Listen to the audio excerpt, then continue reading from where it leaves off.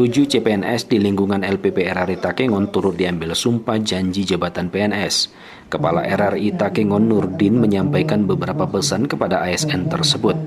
Nurdin mengingatkan PNS baru sudah resmi menjadi bagian dari RRI Takengon. Maka dari itu, komunikasi, koordinasi lintas bidang atau seksi harus diutamakan. Baik lagi, jadi saya berharap teman-teman yang baru, kalian adalah bagian secara resmi sudah menjadi bagian daripada RRI Takengon. Artinya teman-teman komunikasi, koordinasi sama lintas bidang, lintas seksi harus diutamakan. Hormati yang lebih senior, ya teman-teman. Walaupun kalian PNS, ada kakak-kakak kalian, abang-abang kalian yang lebih dahulu di RRI ini. Hormati, komunikasi yang bagus.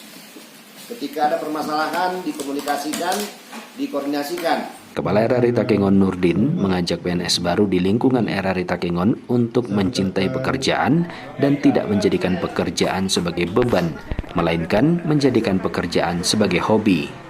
Terakhir, Putra Jambi ini menekankan pentingnya disiplin. Satiran, RRI Takengon melaporkan.